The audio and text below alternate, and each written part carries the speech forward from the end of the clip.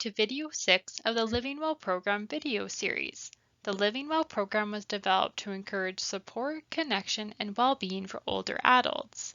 This program promotes healthy aging and aims to increase all older adults' well-being by sharing information and empowering participants to live a life that is meaningful for them as individuals. You might wonder, why Living Well? The title of this program was chosen because everyone deserves to live well. This video will focus on ways that older adults can build positive coping strategies with a focus on problem solving. Throughout the video, there will be moments of pause to allow for reflection, or please feel free to pause the video at any point to view it at your own pace. There are 3 main objectives that will be covered in this video. First, we will define problems and problem solving. Second, we will explore steps for problem solving. Third, we will discuss times when we might seek extra support with problem solving. When you think about the word problem, what comes to mind? Perhaps the following words come to mind: conflict, dilemma, issue, obstacle, disagreement, headache, trouble, or complication. For this video, we will be talking about problems as anything that causes doubt, uncertainty, or difficulty. Problems or conflicts often occur in our relationships with others. Problems come and go throughout different stages of life. With any problems we face, there is always an opportunity for problem solving. There has been interesting research findings that older adults choose more proactive approaches than younger adults when it comes to certain kinds of problem solving, often because older adults draw on earlier life experiences. Let's move on to exploring problem solving. To think about having an approach to problem solving, let's begin by asking ourselves this question: have you ever thought about the way you solve problems?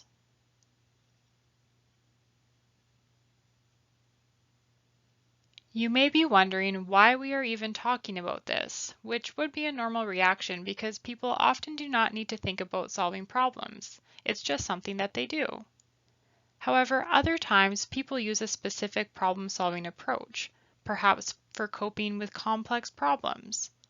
The approach that people take for problem solving is largely influenced by that person's individualized experiences. What experiences do you think older adults draw on to help them problem solve?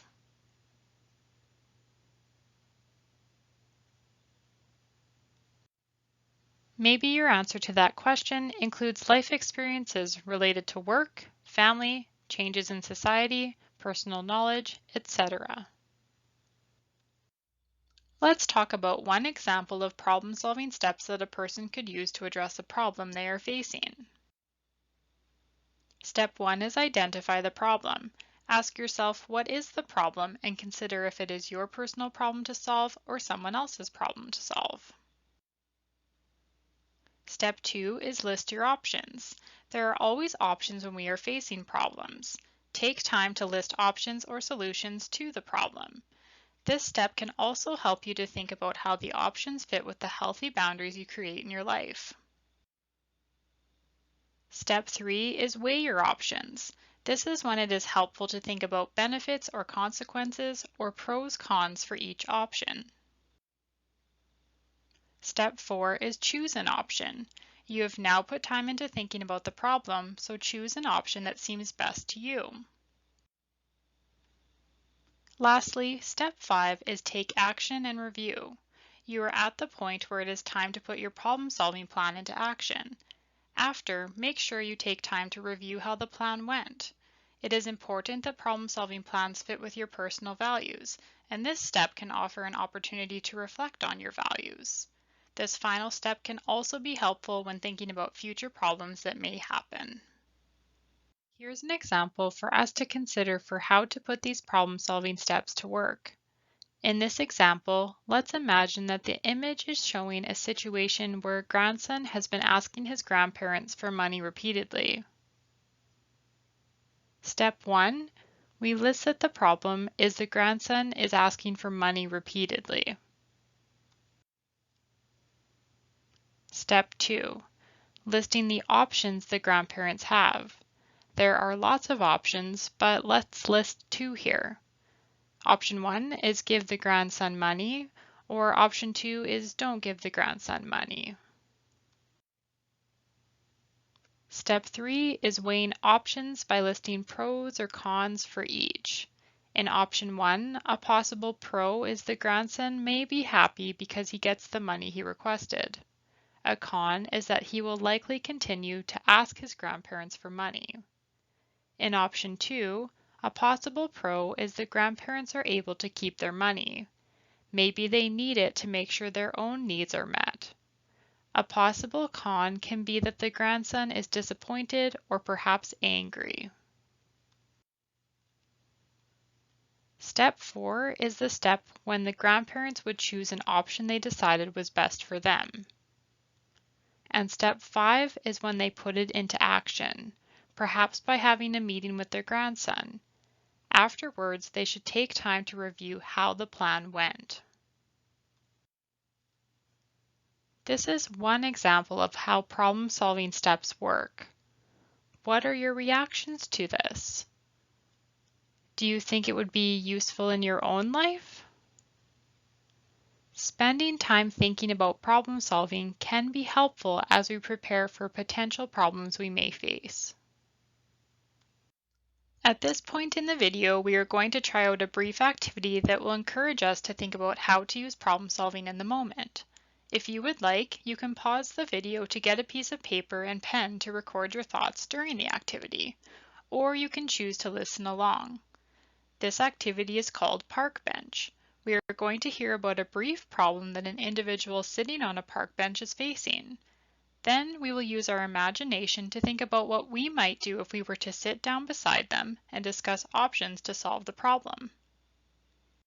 To start, let's imagine we see this person sitting on a park bench. We hear him explain his problem and he says, "I was having trouble getting around my 3-story home.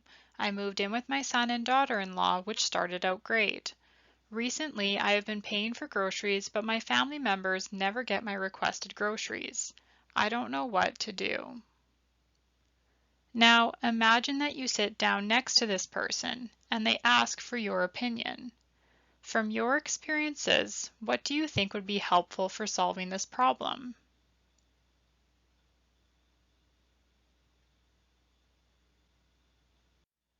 Maybe one option that you could suggest is for this person to have a conversation with their family members to voice their concerns. Problem-solving steps would encourage this person to write down exactly what they might say. Next, let's imagine we see this person sitting on a park bench. We hear her explain her problem and she says, "I have been feeling quite down lately. No one in my family seems interested in spending time with me or even phoning me. I think I may be feeling lonely. I'm not sure how to stop the feelings of loneliness." Imagine sitting down next to this person. From your experiences, what do you think would be helpful for solving this problem?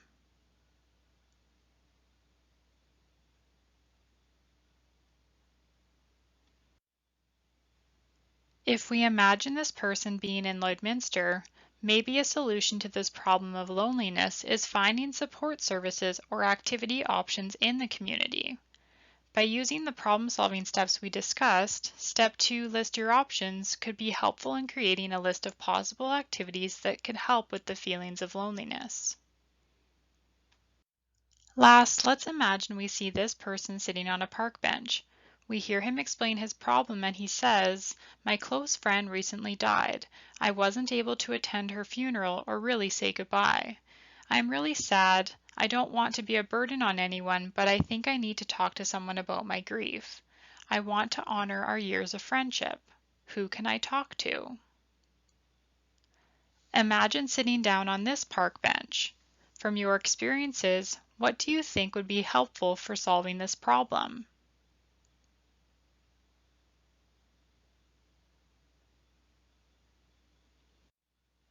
Similar to the last story, if we imagine this person being in Lloydminster, we can think about community resources that may be helpful. We will discuss ways to access these resources later in this video. That is the end of the park bench activity. Take a moment to think about how this activity went for you.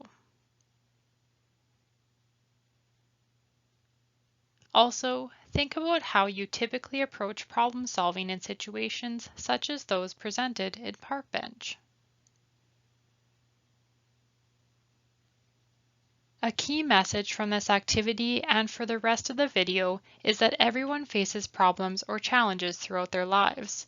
Sometimes people need to ask for help, and it is important to know who you can receive support from in your community. We will now turn to discussing ways that people can ask for help and community support services that may be helpful.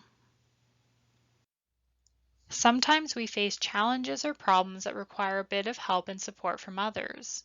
This quote by Les Brown states, "Ask for help, not because you are weak, but because you want to remain strong."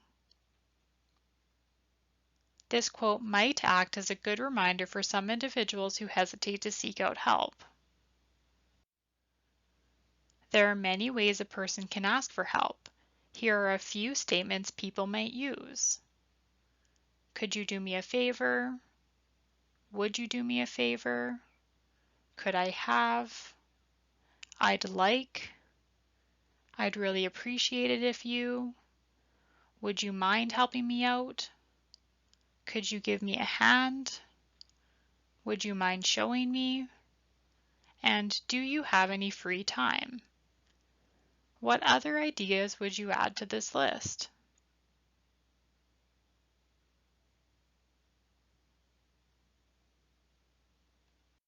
When it comes to problem solving, sometimes help is one call away. If you are able to connect with a family member or friend, this can be a great way to problem solve. Other times it may be helpful to reach out to a support number. 211 Alberta or 211 Saskatchewan act as a resource that can connect you to more specific services. You can access this support by dialing 211 on your phone or by accessing their websites. Additional resources that can also be helpful are listed here. The Lloydminster Interval Home Society support line number is 780-875-0966. The Alberta Family Violence Information Line toll-free number is 310-1818. The Saskatchewan Crisis Line number is 306-933-6200. All of these numbers are available 24/7.